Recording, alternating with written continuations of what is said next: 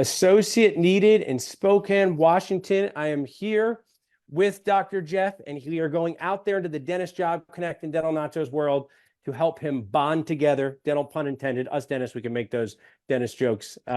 Jeff, to find an associate dentist. Thanks so much for being here with us today. What I share with my community, I have multiple associates, and you do too. There are 5 questions everyone should be able to answer and ask in every interview. Where's the job? Why is the associate needed? What procedures associates expected to do? How will they be compensated, and fun things to do in the area? So share with us, Dr. Jeff, where is this job? We are located in Spokane, Washington, Eastern Washington. Yep. Eastern Washington, Spokane, Washington. People are people from Washington really love Washington. I have to say, I don't think I've been to Oregon. I don't think I've been to Washington. Maybe I'll come visit you sometime. I'm coming to Oregon for the speak at the AGD in March, but I've been outside the country. So that's where's the job. Now tell us your why. I'm kind of known for saying is the associate position a car or a boat, a need or a want? Both can be great. A car's a need, a boat's a want. Some dentists come to me, Dr. Jeff, I know we're kindred spirits. We have multiple dentists, and they say, Paul, I need an associate because I don't want to do any more emergency visits. I say, you want an associate, you might not need one. Then other times people come and say, I have 2,500 active patients. I'm doing this by myself. I'm booked out for 9 weeks. I say, well, you need an associate. So tell us about your why for this one. So I like that. Thank you for asking. We are more in that need, the latter that you just mentioned. So we're growing. We need a hygienist, and we need a dentist. We need an assistant. We need almost another little mini practice within this practice.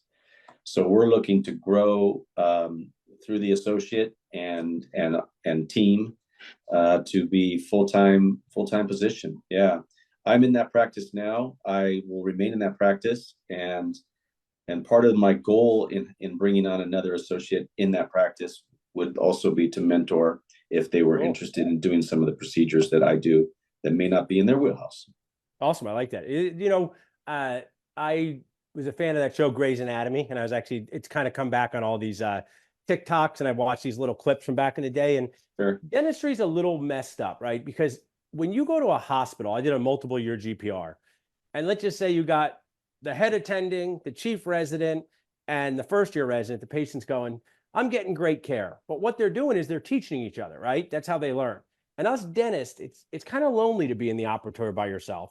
So when you have a mentor that can step in, make things better, show you when you're going slightly off script, dentistry should have more of that. I've always kind of felt like I ran one of our satellite offices by myself for years on Thursdays, Dr. Jeff, and even as an experienced dentist, like it's lonely when you're the only dentist around. Yeah. So I think it's great when you have backup. So we got the where and the why. Now, how about the what? What procedures? I'm an associate. I'm going to apply to this job, and I say, hey, Dr. Jeff, what procedures do you want me to do most of the time? Well, we do a lot of procedures in our practice, between perio surgeries all the way to implant placement and some clear aligners and sleep dentistry, a whole bunch of stuff. I'm not necessarily asking that from this new team member. I need them to be able to look at a patient, provide comprehensive diagnosis and care in that regard. But if root canals aren't in their wheelhouse yet or don't want to be, we can take care of that patient regardless. Awesome. So, some people say bread and butter dentistry, crown and bridge, fillings, all of that, yes. But the ability for them to grow into something else if they wanted to is there, or they don't have to do that if they don't want to. So I like that. You kind of choose your own dentisting adventure. But I share, we have multiple dentists in our office. We have specialists. It's really good to be in an office where good dentistry is being done, even if it's not what you're doing in your wheelhouse as you described, because your patients can get it. You can treatment plan it. So I like that. I don't know if you could help me. When did you graduate from dental school, Jeff? 2005. I'm 2002. So I'm going across the country and asking my dental people to please stop calling it bread and butter dentistry. Because when you go home tonight, is there a big pile of bread and butter on your dinner table? Is that how you guys eat dinner at the Henry? Oh, no, you don't. So let's call it kale and quinoa dentistry. Bread and butter is my cheat day. Nice. I'm at a wedding. I'm carb loading. So we need to change it. Bread and butter is barely eaten. So it's kale and quinoa dentistry. I like that. Now, I agree. I don't know if you've noticed, but the cost of dental school has gone totally insane. Okay. They're just making up what they can charge. My dental school, I was just there last week. It was $200,000 start to finish, 1999 to 2002. That same education is over $600,000 now. Why? Yep. Nobody knows. but the dentists applying to your position are probably going to be 1 to 6 years out of school, and they might have a lot of debt. So if they say, hey, Dr. Jeff, this sounds great, but I want to be able to pay my student loans, eat food, rent a place, or buy a house, what type of how will they be compensated in your job? Tell us about the compensation. So the compensation is, there's always a daily minimum. And we have not found in our practice that that's even been utilized for the most part. Probably when you first come on, that's a $700 a day minimum, that we at least get you warmed up to meeting new patients and getting your groove, right? But man, by month one, that's no longer part of the equation, and you are making through collection and commission that we use. You're going to be making between 180 to 220, 230 very easily. Awesome. That's great. I like how you kind of clearly explained that. And you said something that, a lot of us medium-aged dentists, we forget what it was like to be new to a practice, right? And even if one of us went to another practice, patients wouldn't necessarily say yes to all the treatment because they don't trust us. They don't know us. Like, who's this guy? And I think we forget about that. It's not about necessarily the clinical skills. It's just simply that you're the new dentist on the block. So having a guarantee to get warmed up is great. So then my next question is, dentists are people too. Many people don't think we're people, Jeff. They think we're like the teachers. You were a teacher. What grade did you teach? I was middle school. Middle school. Well, my wife was kindergarten. I know you guys don't want to trade those problems. You guys are probably, it's like endodontist being afraid of doing class 2s and vice versa. But I think when we were kids, we thought our teachers slept in the back of the classroom. And I think some of our patients think we live in the operatory, right? But we actually have real lives. So let's say when all's said and done, I work with your practice, I enjoy the camaraderie, I enjoy the learning, but I want to do something outside the operatory. What fun things are there for me to do if I live in Spokane, Washington?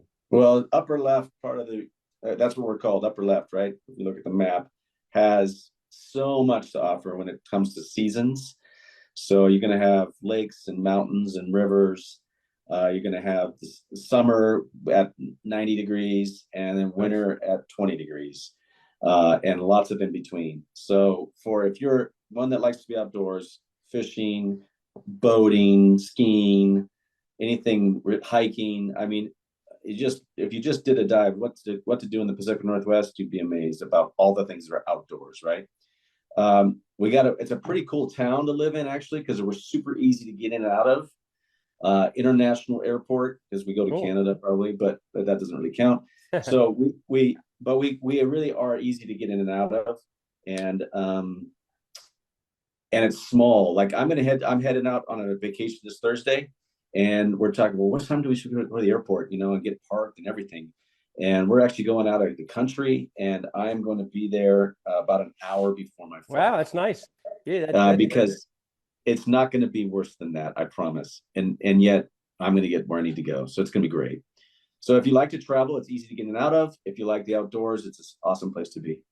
Awesome. Well, you've shared so much awesome stuff about this position. People can text Spokane to 215-798-9897. They can go to dentistjobconnect.com to find out about this awesome position. But I usually end with this. We talk about the money part of the position, but we talk a little bit about the mentorship and the morale. These small groups that we run, right? You can work for an office, a DSO that has 100 locations. No judgment. We help those locations too. We help people find their very first associate dentist ever. We're proud to do both. But you are my people. You are the group practice, the multi-practice owner. Just talk about the dentist camaraderie. Do you guys have each other's back? Do you talk about cases? Do you say, hey, I don't know how to figure this out with an implant? Or they say, hey, my patient's really causing me a problem. Is there some good mentorship behind the scenes between the dentists that work there? Yeah, great question. Thank you. So we meet at least monthly as a whole team. We go over system stuff that we might need to talk about, but it's mostly just connecting with one another. For those that may be alone in an office and need some time, besides just me hanging out with me, they can at least get together with the other dentists that we get to be a part of the team with, and then we do cases for sure. We all belong to a study club too, so there's study club opportunities to be going off camp or off the site with the stuff and being able to learn together that way. I think the biggest thing that I would love for a new team member to know is that long ago we didn't have a great culture when I was first starting out, and it was a bummer to go to my own job. And I decided long ago we're never doing this again.